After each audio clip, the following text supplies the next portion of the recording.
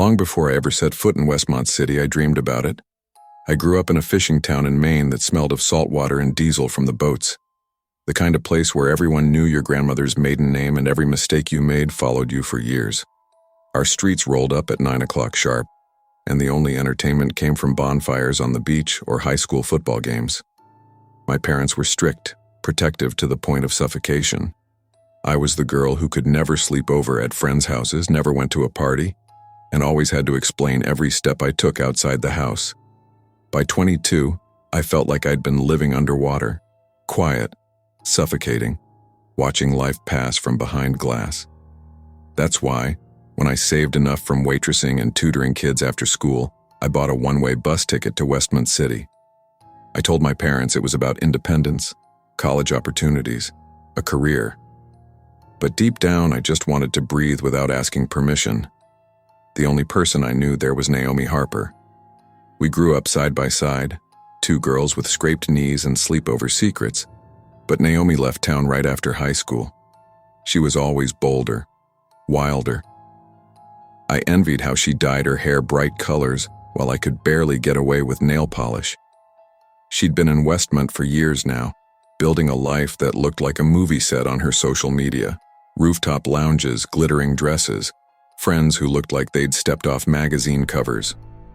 When I arrived, she welcomed me with open arms. "Clara, you finally made it out of that cage," she said, hugging me so tightly I almost believed I was safe with her. For the first 2 weeks, I stayed holed up in a tiny apartment with peeling paint and a view of a brick wall. Naomi kept insisting I was wasting my time, missing what Westmont was really about. She said it one evening over cocktails at her apartment, the city glowing behind her balcony. "You've been stuck in that tiny apartment too long," she said, her lipstick smudging the rim of her glass. "Tonight you're coming with me. Westmont isn't Westmont until you've been to a Landon King party." The name alone made me pause. I'd heard it whispered in grocery lines, on the bus, even from the landlord's daughter. Landon King was a wealthy figure wrapped in mystery. Some said real estate mogul, others swore he made his fortune in illegal gambling. What everyone agreed on was that his parties were the heart of Westmont's nightlife. People talked about them like they were a golden ticket and a death sentence all at once. "Landon King?" I repeated, trying to keep my voice steady. Naomi's eyes sparkled with a mix of excitement and something harder to read. "Trust me, Clara, it'll be unforgettable." I looked at her, her manicured nails, the confidence in her laugh, the life she had that I thought I wanted. Part of me screamed to say no, to crawl back to my apartment and lock the door. But another part, the part that had dragged me out of Maine, whispered that this was my chance. My first step into the freedom I'd been craving. So, against my better judgment, I said yes. The night I followed Naomi into Landon King's world, Westmont glowed like a mirage. The city felt alive, neon lights reflecting off rain-slicked sidewalks, laughter spilling from rooftop bars, the air heavy with perfume, smoke, and the bass of club music vibrating through the pavement. I'd never seen anything like it. My hometown nights had been silent but for the hum of the sea. The city roared like a living beast. Naomi dressed me up in one of her dresses, tighter and more revealing than anything I'd ever worn. "If you want to be noticed here," she said, adjusting my neckline, "you can't look like you're still afraid of your own shadow." We arrived at a towering building where valets whisked away luxury cars. The line outside curved around the block, but Naomi slipped past it with a wink to the security guard who seemed to know her by name. Inside, I was swallowed whole by the glittering chaos. Crystal chandeliers dripped light onto a sea of sequined dresses and tailored suits. Champagne flutes clinked, and music thundered so loud I felt it in my bones. At first, it was intoxicating. I danced, laughed, let Naomi pull me from room to room. She introduced me to people with perfect smiles, who asked where I was from but never seemed to listen to my answer. I tried to pretend I belonged, though every time I caught sight of myself in a mirror, I saw the small-town girl playing dress-up. But then, little cracks appeared. A man stumbled out of a back room, his shirt torn, his face pale. His eyes were glassy and haunted, like he'd looked into something he shouldn't have. No one paid attention. At the bar, a girl grabbed my wrist hard enough to leave marks and whispered, "Don't sign anything." Her breath reeked of vodka, but her eyes were sharp, terrified. Before I could ask her what she meant, Naomi tugged me away. We ended up in a grand lounge where the crowd hushed as Landon King himself appeared. He was taller than I expected, his suit crisp, his presence heavy. He smiled with the kind of confidence that made people lean in without realizing they were doing it. He clapped his hands, and 2 bodyguards set down a stack of papers on a polished table. "Ladies and gentlemen," Landon said, his voice smooth as silk, "tonight's game requires a little commitment. Nothing dangerous. Just a signature." Laughter rippled through the crowd, but something about it chilled me. Naomi leaned in and whispered, "Contracts. It's just part of the fun." I frowned. Why do they need my signature? Naomi forced a laugh, though it didn't reach her eyes. "It's harmless, Clara. Everyone signs. Don't embarrass me." But my gut twisted. I shook my head. "I'm not signing anything." The warmth vanished from Naomi's expression, replaced by something cold. Before I could say more, 2 guards stepped forward, blocking my way. And for the first time that night, I realized I wasn't at a party. I was trapped. They dragged me down a hallway lit by dim red bulbs that made everything feel like a nightmare. The laughter from the lounge faded, replaced by muffled cries from somewhere ahead. I dug my heels into the carpet, my voice breaking. "Naomi, tell them to stop. Naomi." She followed, her face pale, but she didn't speak. The guards shoved open a door, and the smell hit me first. Sweat, alcohol, and something sour. Inside, a young woman was tied to a chair, her mascara streaked from tears. Around her, a circle of well-dressed strangers watched like it was theater. One man raised a glass and said, "Her turn," as if this were all a game. My stomach lurched. I turned to Naomi, whispering frantically, "We need to go, now." Her lips trembled, but she shook her head. "You don't understand, Clara. Once you're here, you don't just walk away." Her words cut deeper than the scene in front of me. I realized then she wasn't just a guest. She was part of this world. Whether by choice or by force, I couldn't tell. The girl in the chair whimpered as someone circled her, dragging a finger down her arm. I couldn't watch. I yanked against the guard's grip, panic giving me strength. That's when chaos erupted. A glass shattered somewhere down the hall, followed by shouts. People rushed past the door, distracted.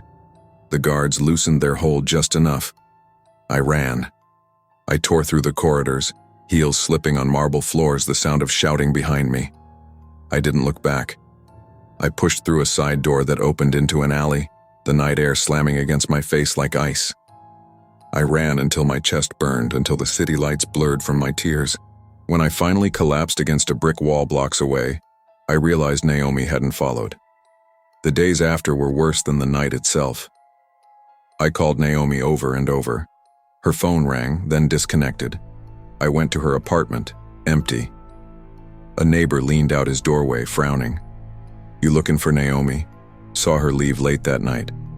With Landon's men. He shook his head, lowering his voice. "She didn't come back." My stomach dropped. That's when I noticed the cars. Black sedans idling near my building. Men in suits smoking and watching. The first time I thought it was coincidence. By the 3rd day I knew better. Then came the texts. Unknown numbers flashing across my screen. "Stay quiet if you want to stay safe." I deleted them, but the fear stayed. I stopped answering my door. I quit my part-time job at a bookstore because I couldn't shake the feeling I was being followed home. Every shadow on the street felt like it had teeth. Nights stretched into months, then years.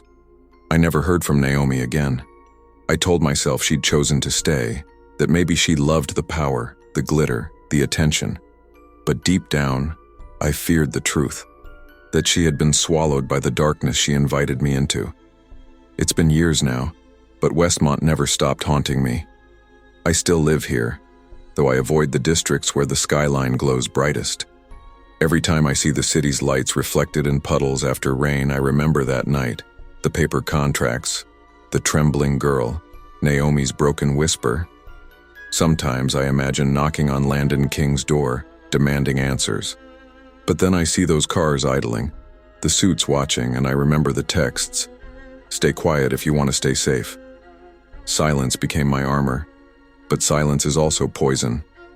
I keep Naomi's photo tucked inside a drawer, the one of us at 16 on the pier, laughing with wind-tangled hair. I wonder if she regrets dragging me into that night, if she knew she wouldn't come back out, or if she believed, until the very end, that the glitter was worth the cost. Now older, I understand something I didn't then. The city hides its predators behind bright lights and champagne glasses. They don't come in the form of monsters, but in friends who forget who they are, in contracts disguised as games, in invitations whispered with a smile. The moral I carry is simple but heavy. Not every door leads to freedom, and not every friend wants to save you.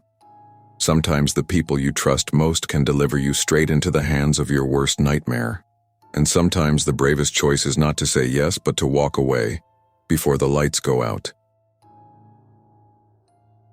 When I first moved to Portland in the fall of 2015, I was 24 and still green to the world. I had just graduated with a degree in graphic design and, like every other young creative trying to make it, I landed a job that barely covered groceries and rent. Portland seemed like the right city for me. Vibrant, artistic, full of energy and possibility. But those possibilities came at a price. My studio near SE Belmont Street was charming in that cheap but livable way. Small kitchen, leaky faucets, and the faint smell of damp wood that never quite went away. After a month of juggling rent, I realized I couldn't do it alone. So, I turned to Craigslist. Risky, sure, but I didn't have much choice. I screened a few people, some never showed, others gave off instant bad vibes. Then Hannah showed up. She was around my age, maybe a little younger, with long brown hair and eyes that seemed to shift between soft and unreadable. She said she'd just moved to Portland to attend art school. Her voice was calm, her words careful. She was polite, almost overly polite, and asked about house rules like she'd memorized a checklist. After she left, I called my best friend Evan. "Man, she seems normal," Evan said after I described her. Finally, no more Craigslist horror stories. So I signed the lease, gave her a copy of the key, and within a week, she'd moved in. At first, Hannah was easy. She kept to herself, paid rent on time, cooked in silence. Sometimes I'd pass her in the hallway, and she'd smile faintly before disappearing into her room. She was the kind of roommate you'd think you'd want. No drama, no loud music, no problems. But little things began to nag at me. She never answered her phone when it rang. I noticed her mail arriving under different versions of her name. H, Reeves, Hannah R, even Anna H. She rarely left the apartment during the day, but late at night I'd hear the door creak open, footsteps fading down the hall, and hours later she'd slip back inside like a shadow. I told myself not to overthink it. I needed the rent covered and she wasn't bothering me. But that sense of unease, that quiet itch in the back of my skull, grew louder every week. By November, the strangeness felt harder to ignore. Evan came over one Friday night, and after a couple beers he leaned closer and whispered, "Does she even go to that art school she talks about? She gives me this off vibe." I laughed it off, but he wasn't wrong. I'd never seen Hannah carry a sketchbook, never heard her talk about classes or professors. She claimed she had long studio hours, yet her shoes were clean, her clothes unwrinkled. Something didn't add up. One late night, I came home after a long shift at the design firm. I slid my key into the lock, but before I turned it, I heard the floor creak inside. Quick, rushing footsteps echoed across the hardwood, followed by a door slamming shut. I froze, heart pounding. Slowly, I opened the door. The apartment was dark except for the soft glow of the oven clock. "Hannah?" I called. Silence. I tried to laugh at myself, dropped my bag and headed for my room. But when I pushed the door open, I stopped cold. Hannah was there. She stood behind my door, half hidden in the shadows, her eyes wide and unblinking. "Hannah?" I stammered, my voice cracking. "What the hell are you doing in my room?" She didn't move. Didn't blink. Didn't answer. The silence pressed against my chest until I could barely breathe. I forced a shaky laugh, mumbled something about her scaring me, and quickly backed out, slamming the door behind me. I locked it with trembling fingers and called Evan, whispering into the phone as if she could hear me through the walls. Man, she was just standing there, watching me, like she'd been waiting. Evan told me I was tired, overthinking, but even he sounded uncertain. I didn't sleep that night. The next evening, it got worse. I came home, showered, and when I walked into my room, I noticed my door was cracked open. I was sure I had locked it before leaving. Every muscle in my body tensed. I grabbed a flashlight from my nightstand, my hands shaking. "Hannah?" I whispered, trying to sound firm. "If this is you, it's not funny."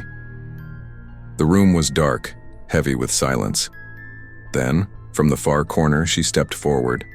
Her movements were slow, her face blank, eyes hollow like she was studying me the way you'd study a puzzle. I froze. She stood there for what felt like minutes, just staring. Then, without warning, she bolted past me, sprinting into the hallway and slamming her door shut so hard the walls rattled. My heart hammered so violently I thought it would break my ribs. I locked my door again, shoved a chair under the handle, and sat awake until dawn, every creak of the building making me jump. By morning, my mind was made up. I couldn't keep living like this. I decided to confront her, but when I knocked on her door, there was no answer. I tried again, louder. Nothing. Finally, I turned the knob. It was unlocked. Inside, the room was nearly empty. The bed stripped bare, drawers pulled out, belongings gone. The only thing left was a duffel bag in the closet and a single sheet of paper lying on the desk. On it were scribbles, half-formed names, numbers, and strange notes that looked like someone had tried writing identities but never finished. None of the phone codes matched anything real. My stomach twisted. Who was this woman? I called the police, trying to explain the situation. When they came, they ran the ID she had given me. It was fake. The phone number disconnected. The art school she claimed to attend had no record of her. "Looks like you've been housing a ghost," one of the officers muttered, handing the fake ID back. That night, I barely packed. I grabbed what I could and moved in with Evan for a few weeks, unwilling to sleep another night in that apartment. It's been years since then, but the memory still chills me. Sometimes Evan and I talk about it, usually late at night after a few beers. "Dude," he'll say, shaking his head. "What if she wasn't looking for a roommate? What if she was looking for something else entirely?" And every time I just stare at my drink and say, that's what scares me the most. Because I can't forget the way she looked at me, those wide, empty eyes locked on mine as though she was deciding something, whether to speak, whether to act, whether to hurt me. And I can't shake the feeling that the only reason I'm here now is because, in that split second, she chose not to. I never used Craigslist for roommates again. Anytime I scroll past an ad online with a smiling face promising to be clean and easygoing, I feel my chest tighten. Behind the smile, behind the handshake, there could be something else, something darker. Trust is not free.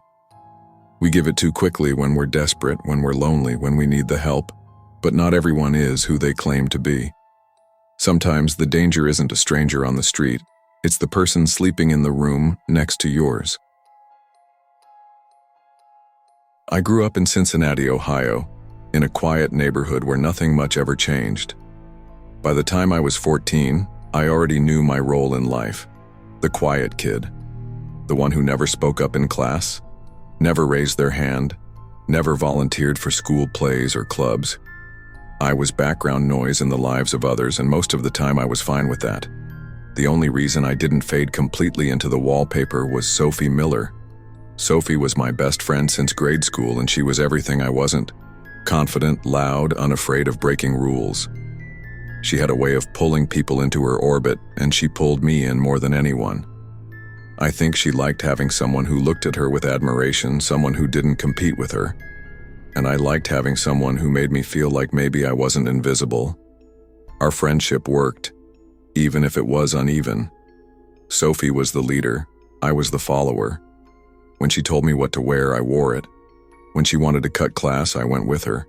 When she dared me to sneak out at night, I climbed out my bedroom window.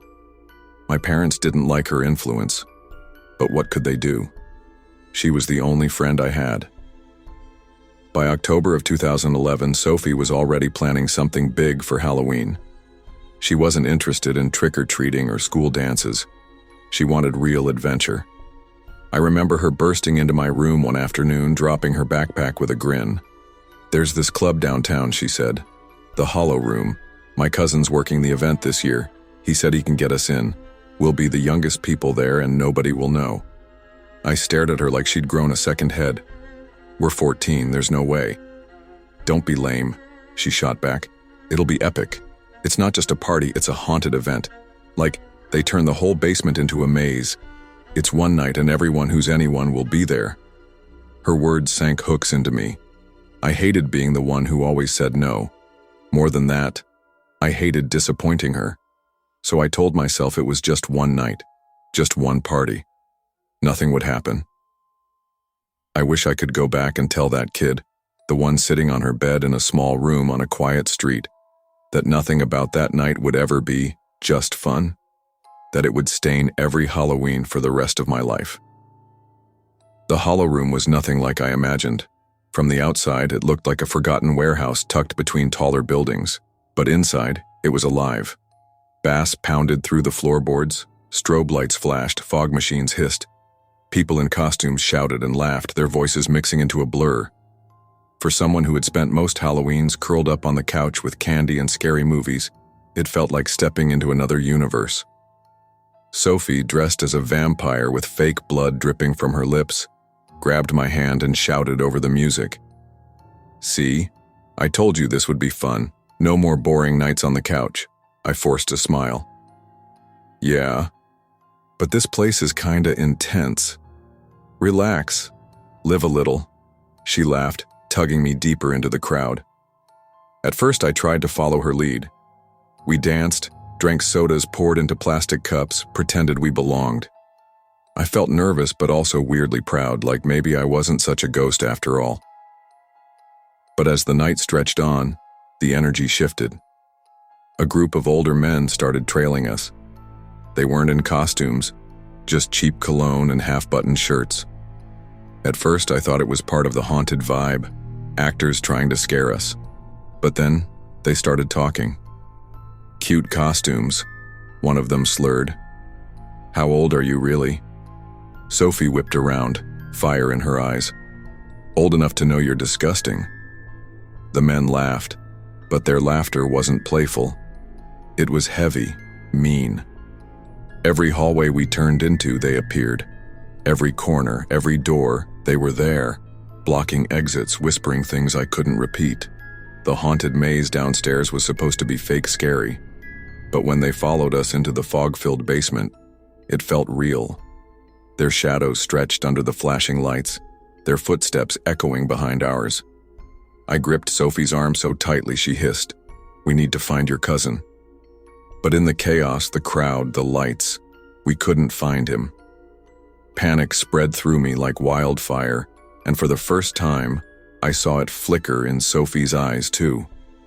It all came to a head in one of the basement corridors. One of the men reached out and grabbed Sophie's wrist. She yanked free, shouting, "Get off me!" I froze, my throat locked. I wanted to scream, but the music upstairs swallowed my voice. "Don't touch her," I finally managed, but it came out weak, almost a whisper. The man smirked. "Relax, we're just having fun." Sophie's hand tightened around mine, her nails digging into my skin. We bolted, turning corner after corner, searching for an exit. Finally, she shoved open a door that led to a narrow staff hallway. My chest heaved, my whole body trembling. But the men were still behind us. Sophie stopped, her face pale but determined. She turned to me, her voice a whisper I'll never forget. "If we don't run now, they won't let us leave." I nodded, ready to sprint, but then she did something I didn't expect. She shoved me into a dark storage room and slammed the door shut, locking it from the outside. I pounded on the door, screaming, "Sophie, don't do this, let me out!" Through the thin walls, I heard her voice shouting, footsteps pounding, chaos exploding in the hallway. Then nothing. Silence. When the door finally opened, it wasn't Sophie. It was a staff worker. His eyes went wide at the sight of me trembling in the dark. "Kid, what are you doing here? Come on, let's get you out." Outside, the street was lit with flashing police lights. People crowded around, pointing toward an alley. Witnesses said they saw a girl matching Sophie's description running, the men chasing her. But by the time officers searched, they were gone. The next days blurred into each other. Police questioned me over and over. What did they look like? How many? Did Sophie know them? I answered as best I could, but guilt pressed down on me until I could barely breathe. Her parents begged me for answers. Why would she run? Why didn't you stop her? I couldn't explain it. I couldn't tell them she locked me away, that she chose to face them alone. How could I admit that my best friend sacrificed herself because I froze? The city buzzed with rumors. Some said Sophie ran off, that she wanted freedom from her strict parents. Others whispered darker things, that the men weren't strangers, but people she'd known, people with power. But none of it mattered. Sophie was gone and I was still here. Every night I replayed it in my head. The way her voice cracked when she whispered to me, the way her hands shook, the final slam of the door. I hated her for leaving me. I loved her for saving me, and I hated myself for not fighting harder.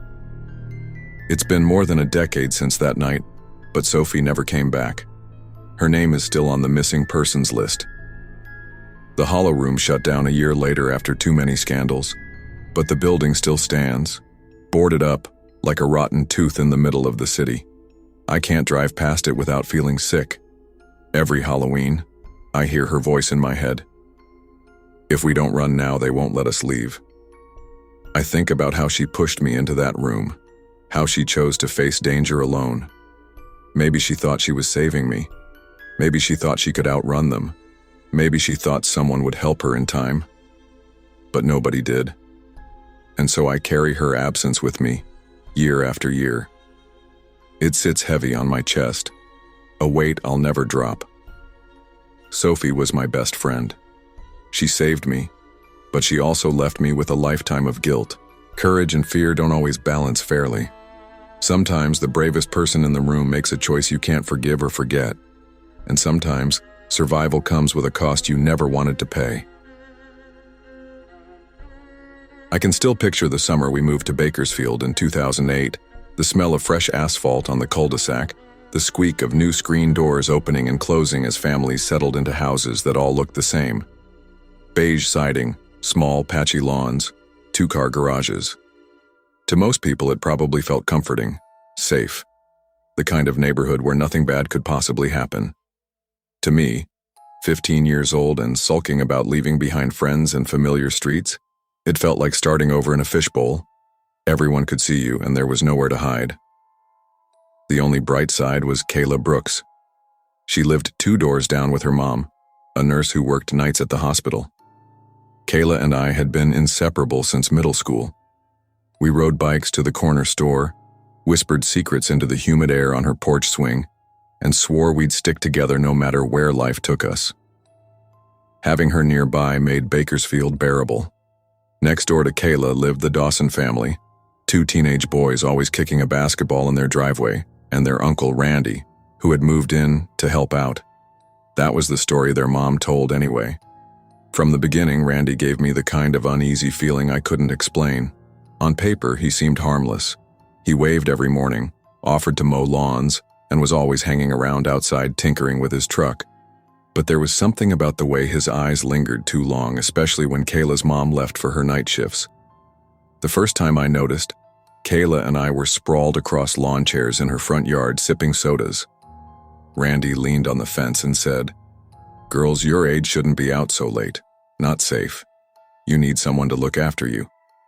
Kayla rolled her eyes. "We're fine, Randy." I tried to laugh, though my stomach tightened. "Yeah, it's just the porch." He didn't smile back. He just stared a second too long before finally walking away. That was when the first seed of unease was planted, though I pushed it down the way kids do when they want to keep life simple. After all, neighbors are supposed to be safe. But as the weeks rolled on, Randy's presence was impossible to ignore. Every time Kayla and I walked home from school, there he was, either in the driveway or standing by the blinds. Sometimes he'd wave, sometimes he just watched. And once I swear I saw him pacing up and down the sidewalk after dark, as if he were waiting for something. Back then, I wanted to believe it was harmless.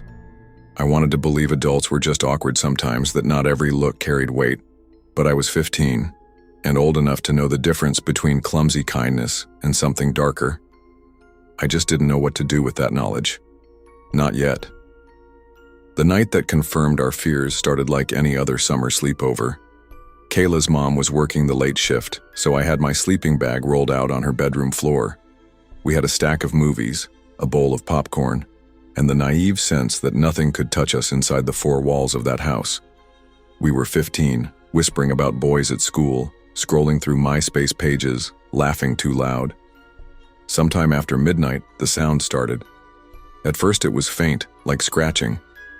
I thought maybe it was a stray cat at the window. Kayla muted the TV and we listened. The scratching grew louder, turning into a rhythmic tapping. Then a jolt, like someone trying the back door handle. Kayla's eyes went wide. "Do you hear that?" Before I could answer, a voice broke the silence. Randy's voice, low, rough, too close. "Kayla, let me in. I just need to talk. Just open the door." Every muscle in my body froze. Kayla's hand found mine, both of us gripping so tightly it hurt.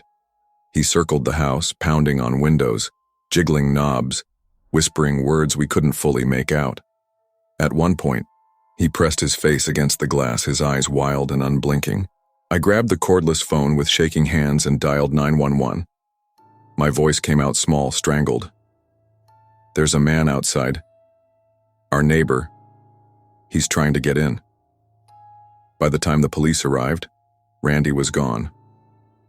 2 officers checked the yard with flashlights, but they found nothing. No broken locks, no signs of forced entry. They took our statement and left with little more than a warning. When the door closed behind them, Kayla tried to laugh it off. "He's just drunk or something, it's fine."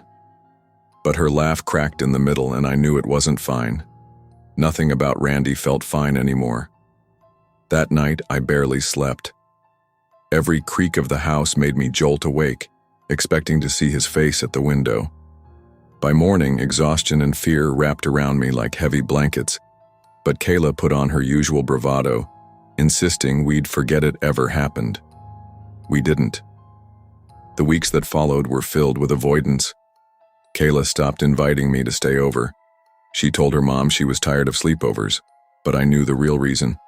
Neither of us could shake the sound of Randy's fists on the glass, the way his voice rasped her name. Every day, though, we still had to walk past his house. Sometimes he'd be sitting in a lawn chair, staring as we passed. Sometimes the blinds would twitch, and we'd catch a glimpse of him watching. It became a ritual of fear.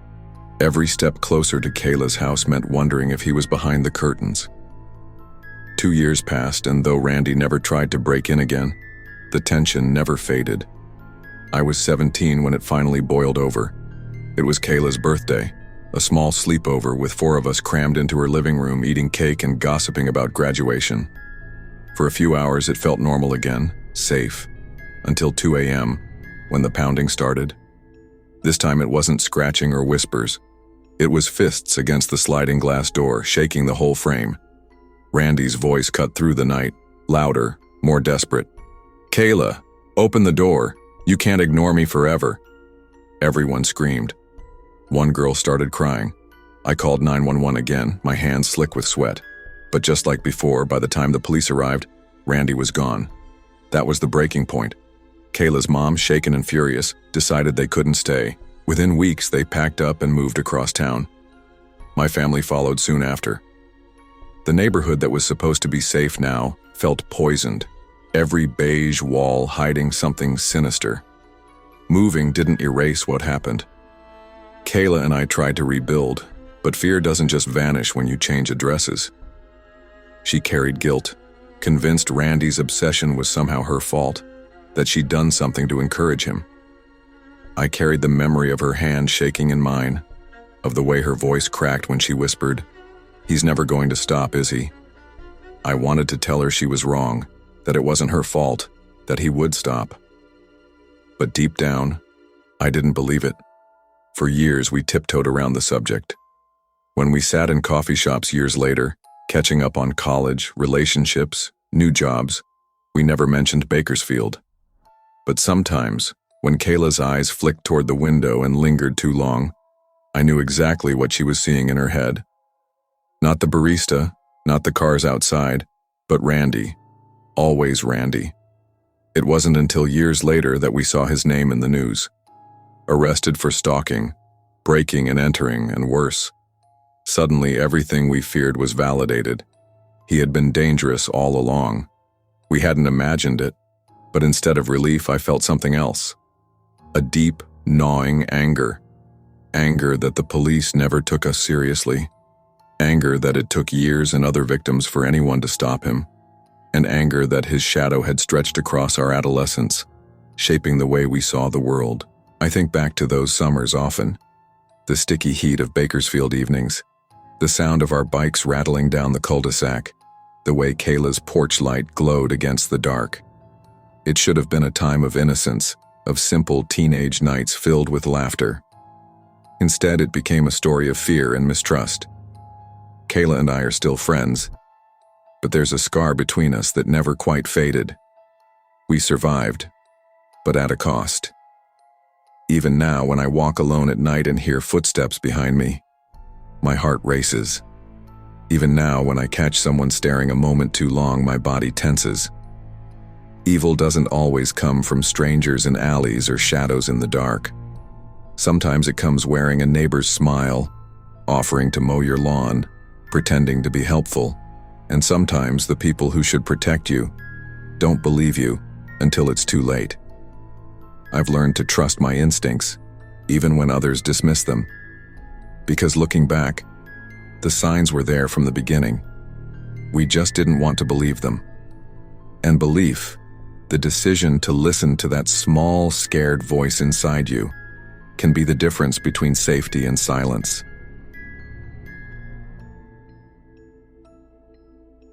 Looking back now, I don't know how I missed the signs.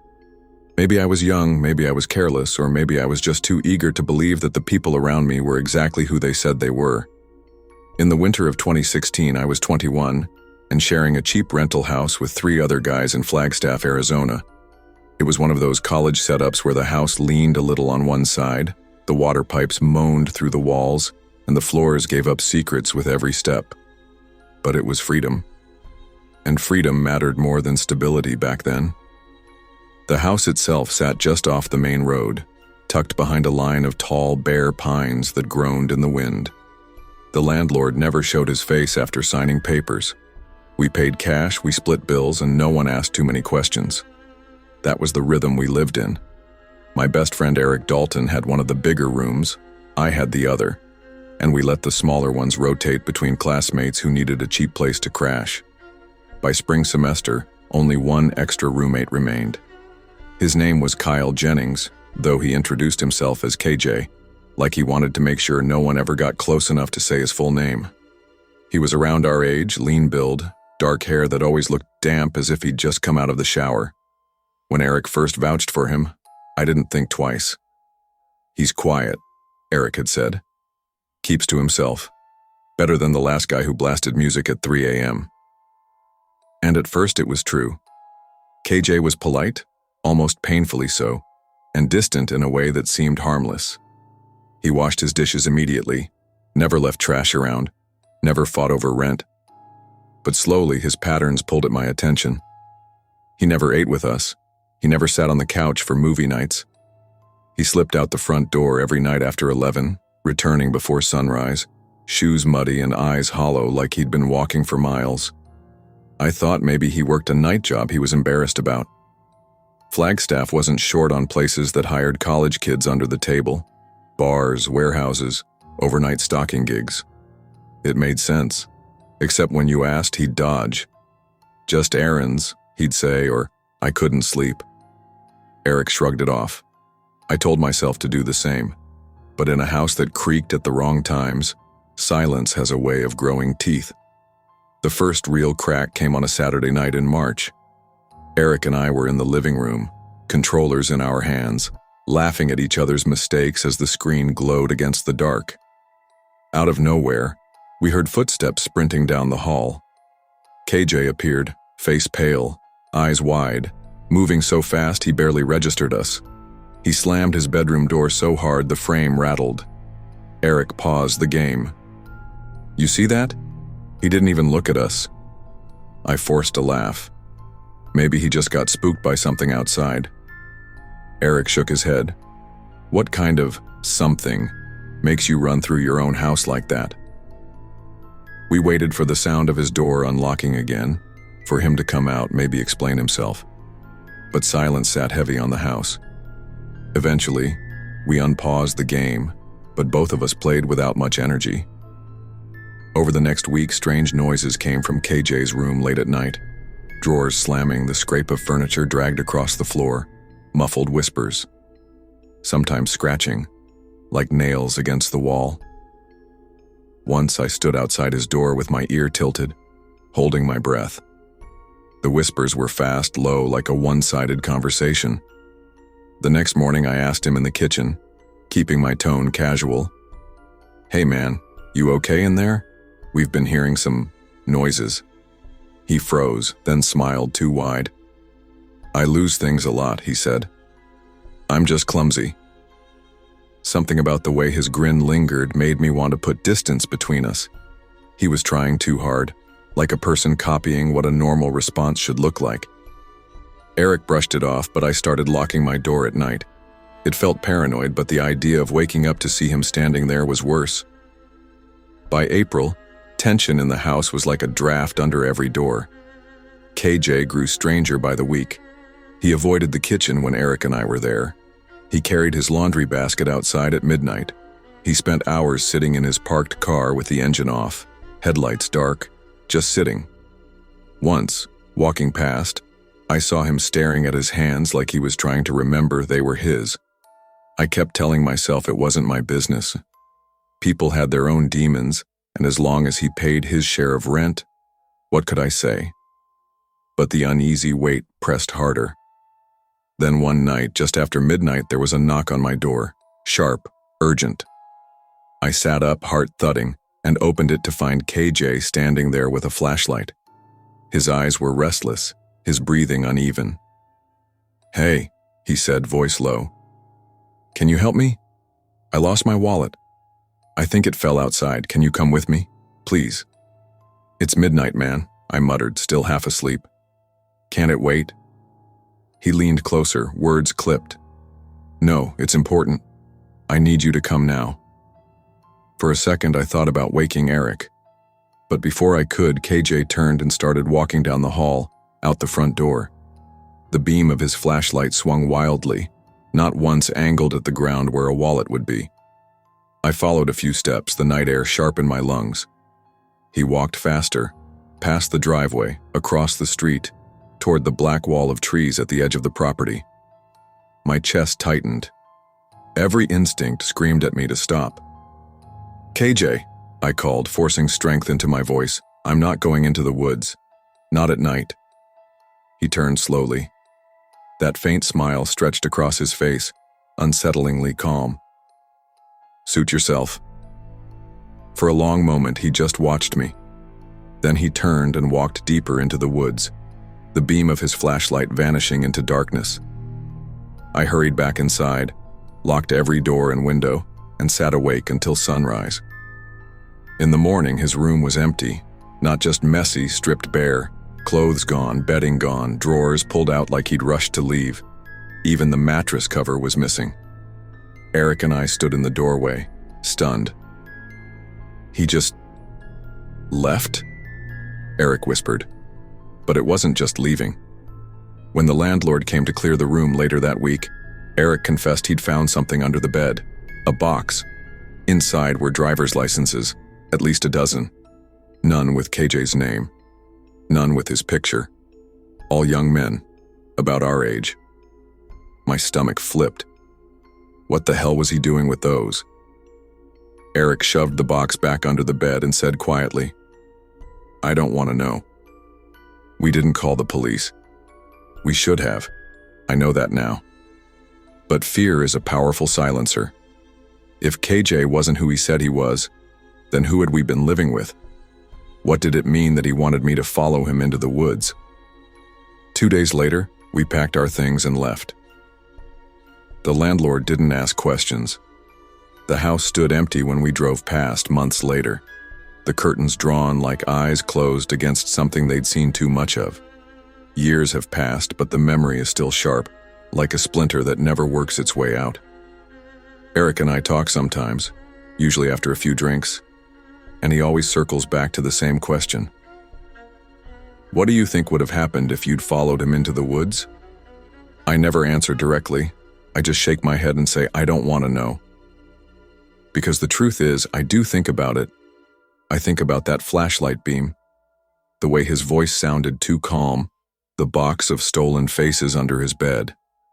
I think about the fact that he smiled when I said no, and I think about the quiet reality that people like him slip through cracks every day. They live in houses next to us, pay rent, wave politely, and keep secrets that can swallow entire lives. Trust your instincts. When your body tells you something is wrong, listen. Politeness, doubt, even fear of being dramatic, none of that is worth gambling with your safety. That night on the edge of those woods, something inside me pulled me back. I'm alive because I listened. And somewhere out there, I believe KJ is still walking through the dark, searching for someone who won't. Some towns have a place that lingers like a bad memory, something everyone knows about but no one wants to talk about directly. For Maple Falls, Washington, that place was the Henderson house, sitting crooked at the edge of town, half hidden by overgrown weeds and a sagging fence. It was the kind of place kids whispered about on school buses and dared each other to walk past at night. People said it had been abandoned since the late 90s, after the Henderson family disappeared under circumstances nobody ever explained.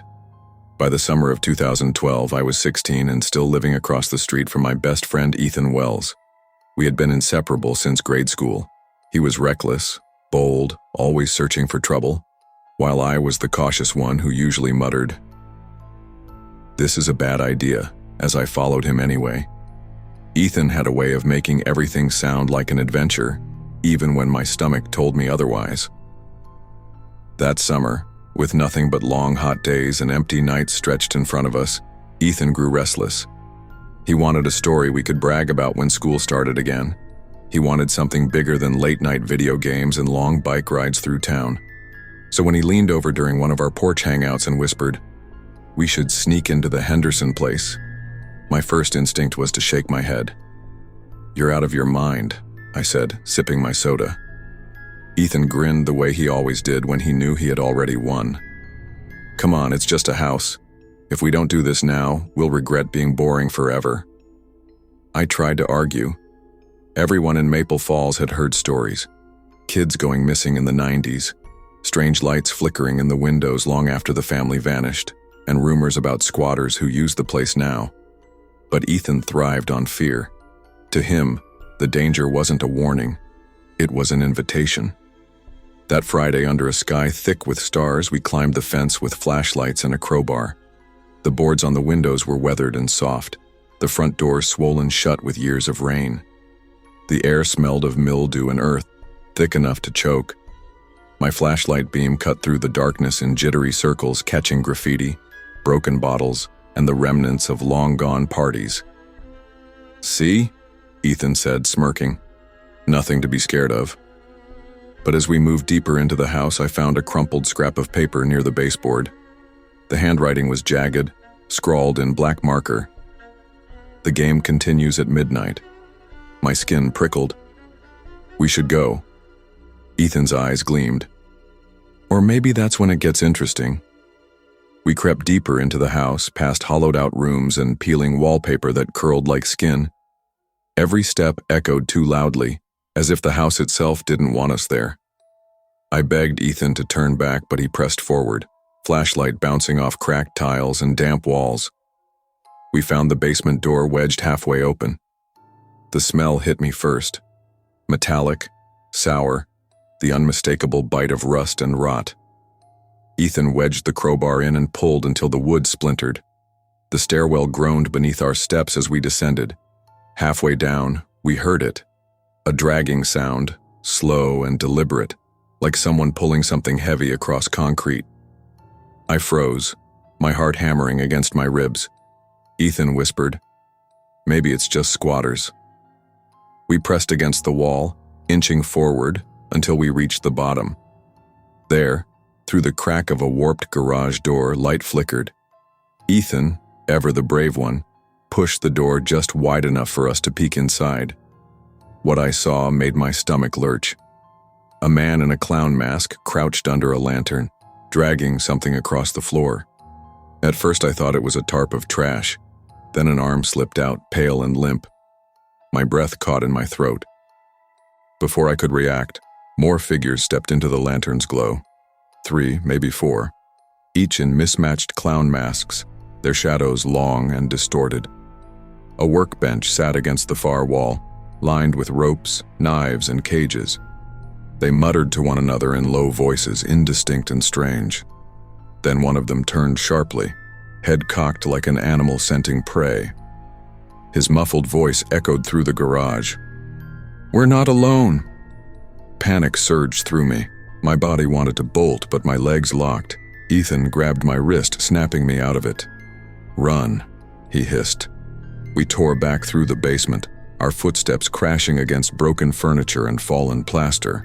Behind us, laughter rose, distorted, sharp, chasing us down hallways. Doors slammed in the distance, or maybe it was just the pounding of our own hearts. I could hear them, close, their footsteps growing louder, a chorus of rubber soles against concrete. Ethan shoved open a side door and we stumbled into the humid night. The air felt thick and alive, like even the trees knew we were being hunted. We sprinted across the overgrown yard, branches scratching at our arms, weeds tangling our legs. Behind us came the shouts, the high-pitched sound of masked voices calling after us. "You can't hide forever!" one of them yelled, his voice distorted through the mask. We didn't look back. We ran until the Henderson house was nothing but a shadow swallowed by darkness. Only when we reached the glow of streetlights did we stop. Both of us doubled over, gasping for breath. Ethan's eyes were wide, his grin gone. "They saw us," he whispered. "They know we were there." We didn't tell anyone at first. Who would believe us? 2 teenagers sneaking into an abandoned house and stumbling onto a cult of masked men. It sounded like something we'd made up to scare kids at campfires. But the silence ate at me. Every creak of my bedroom floorboards, every shadow stretching across my wall at night, brought their voices back. I could still hear the clang of metal on concrete, still see that limp arm sliding out from the bag. Weeks later, the police raided the Henderson property after an anonymous tip, though Ethan swore he never called. What they found wasn't everything we'd seen, but it was enough. Bloodstains, chains, discarded masks. They never confirmed a body. They never caught everyone involved. For Maple Falls, it became another rumor, another unsolved mystery. For me, it became something else entirely, a shadow I carried everywhere. It's been years since that night, but the memory hasn't dulled. Ethan and I don't talk about it much anymore. Our friendship survived, but something changed between us. We used to laugh at everything, even danger. Now, when October rolls around, he goes quiet. And I can't stand the sound of clown laughter, not even at a kid's birthday party. Every Halloween, my phone buzzes with messages from friends, casual invites to parties, haunted houses, harmless dares. And every time I hear that distorted voice in my head, "You can't hide forever." I don't know if those men ever remembered our faces. I don't know if they're still out there waiting. But I know this much. That night in the Henderson house wasn't just about fear. It was about how quickly innocence can vanish, how thin the line is between a stupid dare and a mistake that could cost everything. Fear isn't weakness. Sometimes fear is your body's way of telling you the truth. I should have trusted mine sooner. And even now, when I pass by empty houses with broken windows, I keep walking. Because I learned long ago that not every place you dare to enter is meant to let you leave.